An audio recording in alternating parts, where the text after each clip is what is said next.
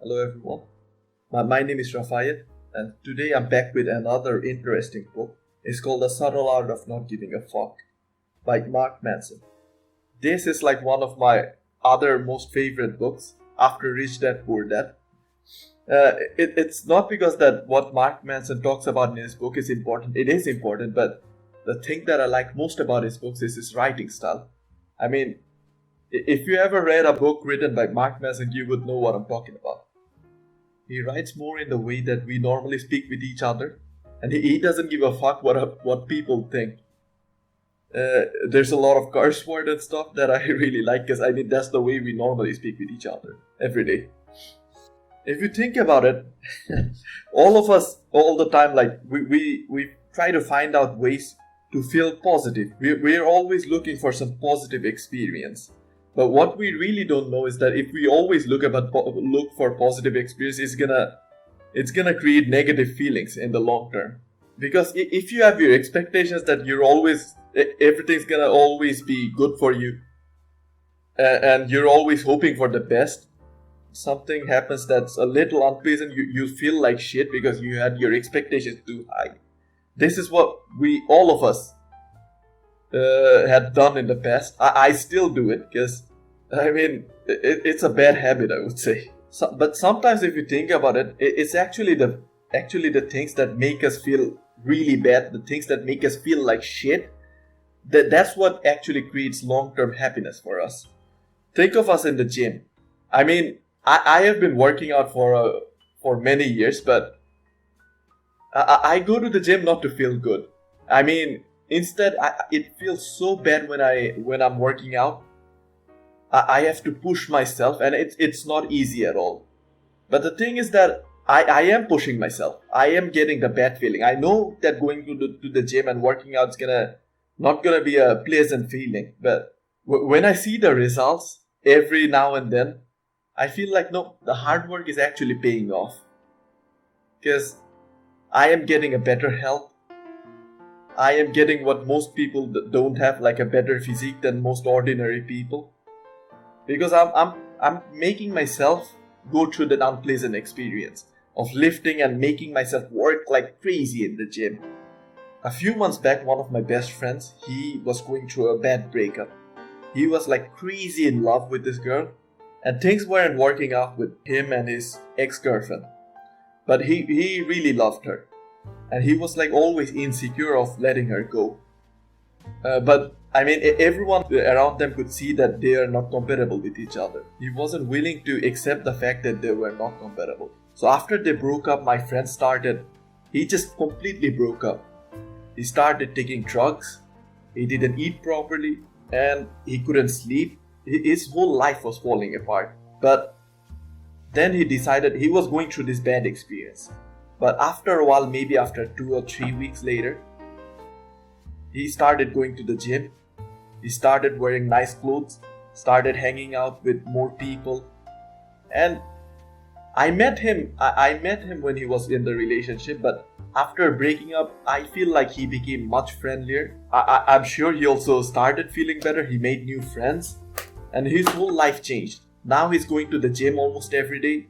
He has got a good physique, which he didn't have before, because he didn't want to push himself to go through this bad experience. If I look back at those times, the breakup completely made his life miserable. But after a while, it actually changed his life. Now he's a far better person than he used to be before. And I think he also learned a lot from that relationship, because he is in another relationship now, and I can see that he has never been so happy, and he's not making the same mistakes that he did before. He's no longer that insecure. He is doing it really good, and I'm really happy for him. I'm not gonna say his name out here in this video, but if you're watching this video, you're gonna know I'm talking about you. Great work, man, by the way. In fact, this is common for all of us. Most of the things that we achieved in life has been because of putting ourselves in the worst situation we could. My friend Habib talks about this all the time in his playlist.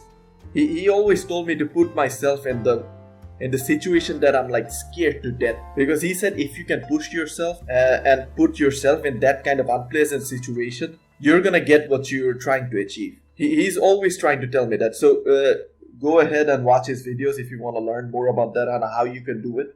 And if we think about it, another problem of always like trying to be happy is that happiness is endless. Most of us nowadays, not most of us, some of us nowadays say things like, for example, if I can buy this expensive car or if I have this expensive house, then I'm gonna be happy. But after a while, when they get that house or get that new car, their expectations change. If they have a nice house, then they're gonna expect that I need a bigger house to achieve happiness. But the problem is that happiness never comes. Until the day they die, if they have that kind of a mentality, they can never be happy. That happiness just never comes. So that's a shitty way to live your life. I used to make the same mistake before. I still do. I mean, as human beings, we're supposed to make mistakes. But it's try to always be aware of what you were doing so you can later understand what the main problem is. When I was a kid, I used to always see these movies and I wanted to be a big businessman one day. Because in the movie, we always see the bright side of being a businessman. They have a lot of money, they have this expensive house, expensive car, a lot of beautiful women around them. But what we need to look at is the struggles that they had to go through in order to come to this point.